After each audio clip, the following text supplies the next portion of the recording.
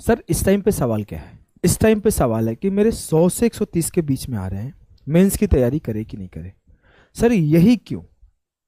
तो पहला पॉइंट यही इसलिए कि जिसके 130 से ऊपर आ रहे हैं, चाहे किसी भी कैटेगरी से हो, खास करके जनरल का ही बात करता हूं, जनरल से भी हो, तो आपको तो करना ही करना है, आपको तो कोई रोक टोक है ही नहीं। कंफ्यूजन में कौन है? जो इसके बीच में है। सर इससे कम वालों को क्यों आप कुछ नहीं बोल रहे हो? मैं यहां पे थोड़ा सा डिटेल में बात करता हूं। अगर आपका एससी कैटेगरी हुआ, एसटी कैटेगरी हुआ, पहला case category, and the second case कि आपका शिफ्ट टफ हुआ,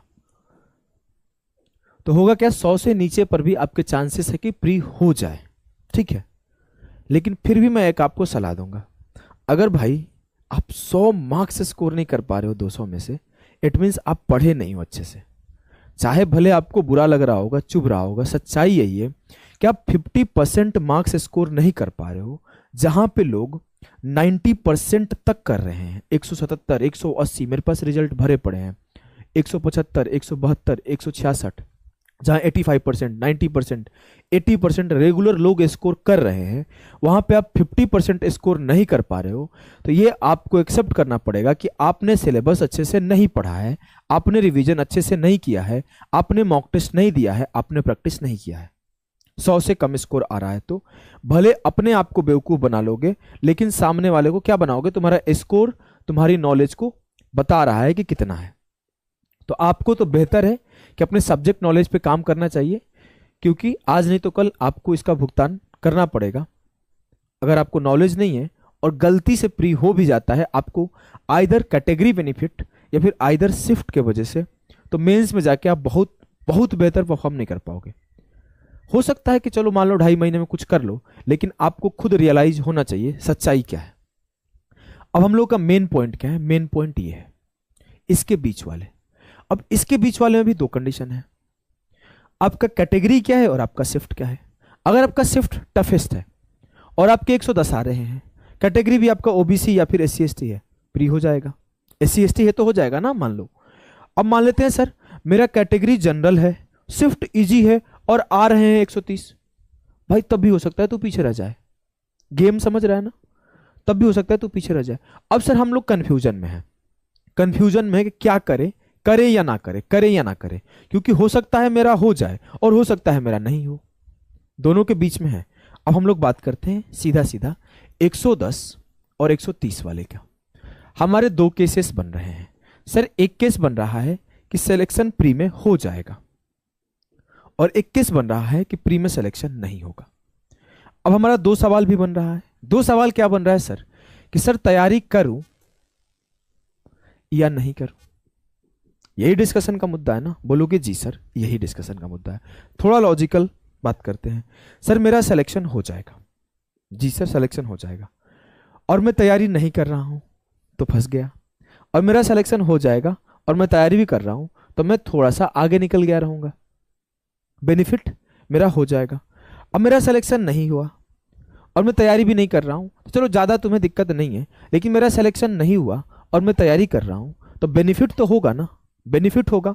अगर आप 110 से 130 तक तैयारी किए हो तो आप एसएससी की तैयारी तो छोड़ोगे नहीं, आपको करना एसएससी ही है। आपको इस साल नहीं होगा फाइनल सिलेक्शन, 2025 दोगे। अगर आपके 110, 120, 130 आ रहा है, इट मींस कि तुम भाई बहुत एक्स्ट्रा ऑर्डिनरी परफॉर्म करके तुम रैंक तो ला नहीं सकते। ये सच्चाई है, भले तुम्हारे ईगो को हट कर रहा हूं, ये सच्चाई है। भाई तुम्हारे प्री में 110 से 130 आ रहे हैं, तो क्या तुम ऐसा सोच रहे हो कि 340 कर दोगे क्या मेंस में, या 330 कर दोगे, या रैंक बना लोगे? बहुत टफ है। ये चीज आपको एक्सेप्ट करना पड़ेगा कि आप यहां पर इतना कम परफॉर्म किए हो, तो आप 2.5 महीने में कोई ऐसा एक्स्ट्रा ऑर्डिनरी चीज नहीं कर सकते कि वहां पर रैंक बना जाओ। आप यहां सिलेक्शन ले लोगे, मान लेते हैं कि आपने खूब मेहनत किया, रगड़ के मेहनत किया, सिलेक्शन ले लिया, फिर भी आप चाहोगे आने वाले टाइम में कि मेरे को बेहतर पोस्ट मिले, मेरे को बेहतर लोकेशन मिले, तो उसके लिए आपको 2025 देना ही पड़ेगा। तो चाहे आपका सिलेक्शन हो रहा है, चाहे आपका सिलेक्शन नहीं हो रहा है, आपको तैयारी करना चाहिए इस रेंज में हो तो। और इससे कम वालों को तो मैं सलाह दूंगा चुपचाप सिलेबस पढ़ो, चाहे जहां से पढ़ो, जिस जगह से पढ़ना है पढ़ो, लेकिन आपको हर एक सब्जेक्ट को ढंग से पढ़ना चाहिए। पहला चीज, अगर आप इस टाइम पे सोचोगे ना कि मेरा तो होने वाला नहीं है, आराम से 2-2.5 महीना घूम लेते हैं, मस्ती मजाक कर लेते हैं, 2025 का जब नोटिफिकेशन आएगा देखेंगे, तो भैया फिर 2025 में भी आपका यही हाल होगा कि हो सकता है आप इस रेंज में आके फंस जाओ। 2025 में फिर अगले 2026 में आप थोड़े आगे के रेंज में जाओगे। जीवन भर तैयारी करना है क्या? मेरे पास कुछ मैसेजेस आए कि सर इतने मार्क्स आ रहे हैं, हमें क्या करना चाहिए? मैंने बोला जिनके अच्छे मार्क्स थे तुम्हें बिल्कुल लापरवाही नहीं करना है। 160-70 वाले को मैं डांटा, तुम्हें बिल्कुल लापरवाही नहीं करना है।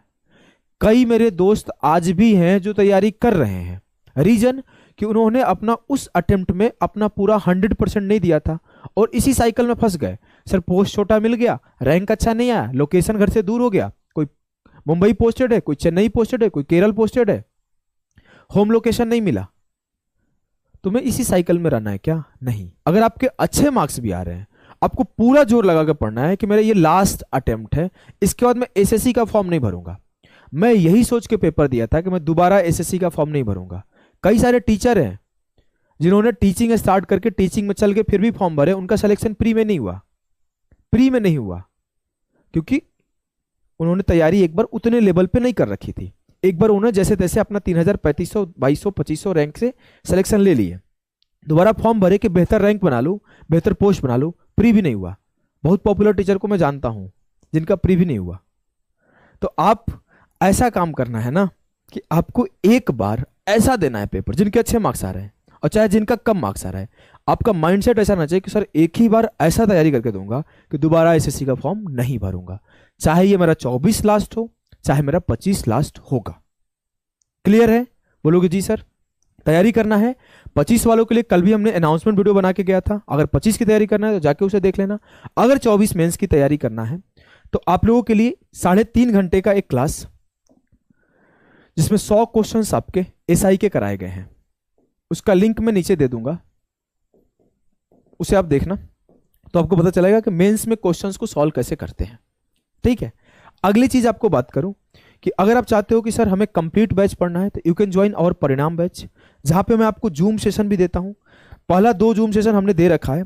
अच्छा, मैं अपने टीम से बात करता हूं, अगर उस जूम सेशन का रिकॉर्डिंग है, ऐसे तो होगा ही क्योंकि हम लोग रिकॉर्डिंग डाल देते हैं, तो इसको यूट्यूब पर भी डाल दिया जाएगा, जहां पे मैं बताता हूं कैसे तैयारी करो, क्या करो, और अपना वीडियो देता हूं। गाइडेंस में 3 वीडियो दे चुका हूं टोटल।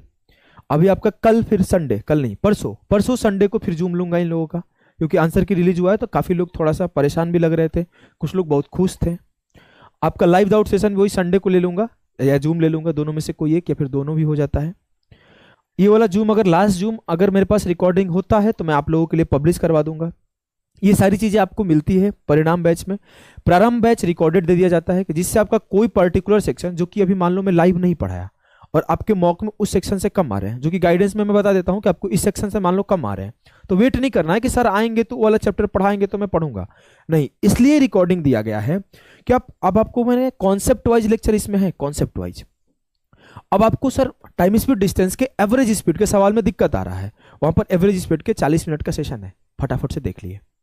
ये चीजें हमने इसी वजह से दिया है, नहीं तो आप थोड़ी 2 महीने 3 महीने में 400-300 वीडियो देख पाओगे भाई, नहीं देख पाओगे ना। लेकिन ये इस तरह से कॉन्सेप्ट वाइज पढ़ाया गया है कि आपको किसी पर्टिकुलर चैप्टर के पर्टिकुलर कॉन्सेप्ट में दिक्कत है तो उस कॉन्सेप्ट को यहां से देख लोगे तो आपका टाइम बच जाएगा। अब मान लो मेरा लाइव क्लास आने वाला है मेंस का, उसको मैंने शेड्यूल किया है अगले महीने, तब तक आप वेट थोड़ी करोगे। ये समझदारी के लिए दिया गया है, ऐसा नहीं कि आपको 400 वीडियो लाइन से देखने के लिए दिया गया है। इस वजह से ये चीज दे दिया हूं। इसमें 5000 क्वेश्चन आपके डिस्कस किया हूं। अगला आपको 1000 क्वेश्चन रीजनिंग का और आपके सीट फॉर प्रैक्टिस लगभग 120 घंटा पढ़ाऊंगा, जिसमें आपको देखो मैं रेगुलर पढ़ाता हूं। आज क्लास नहीं ले पाया परिणाम का, सुबह 9 से 11 क्लास होता है, तो मैं उनका शेड्यूल कर दिया हूं, शाम को 7 बजे आपका क्लास होगा, आप लोग रेडी रहना। ऐसा नहीं कि आपको छोड़ दिया जाएगा। पर डे 2 घंटे की क्लास देता हूं, सैटरडे को एक मैराथन देता हूं लंबा, और अब मैं प्लान कर रहा हूं संडे को भी एक क्लासेस दे दिया करूंगा, जिससे क्या होगा कि आपका सिलेबस कम टाइम में खत्म हो जाएगा। इस सैटरडे को मैं टाइम एंड वर्क शेड्यूल कर दिया हूं, आज शाम को 7 से 9 क्लास लूंगा, 9:30 तक मान लेते हैं, और कल सुबह फिर 9 बजे से लेके 4 घंटे 3 घंटे क्लास लूंगा। सैटरडे को मैराथन लेता हूं, संडे को जूम लेता हूं, 5 दिन रेगुलर क्लास लेता हूं, और आपके रैंकर से अप्रोच से सॉल्व करना सिखाता हूं। आप क्या करना ना, इस क्लास को देख लेना, आपको पता चल जाएगा क्या चीजें कैसे पढ़ाया जाता है, अपना लेवल भी चेक कर लेना, ठीक है। आगे अगर आप 2025 की तैयारी कर रहे हो तो इसकी अनाउंसमेंट हमने कल कर दिया है, लास्ट वीडियो जाकर देखोगे वीडियो सेक्शन में तो मिल जाएगा। प्रारंभ बैच के बारे में बच्चों से रिव्यू भी ले लेना कभी भी, चाहे वो प्रारंभ से पढ़ रहे हो चाहे वो परिणाम से पढ़ रहे हो। कंटेंट का आप रिव्यू किसी से भी ले सकते हो। कॉन्फिडेंस से बोल रहा हूँ, चोरी छुपे करके नहीं बोल रहा हूँ, प्यारी मीठी बातें करके बहला नहीं रहा हूँ। लोगों से पूछ लेना, भले हमारे पास कम लोग पढ़े होंगे लेकिन उस कम लोगों से आप पूछ लेना कि आप कैसा लगा पढ़ के। एक नेगेटिव रिव्यू आपको नहीं मिलेगा। ऐसा नहीं कि कमेंट डिलीट करता हूं, नीचे जो कमेंट आता है उसे छोड़ दिया जाता है। ठीक है, तो चलिए भाई मिलते हैं सेशन में, अभी के लिए इतना ही, टाटा बाय बाय सभी को।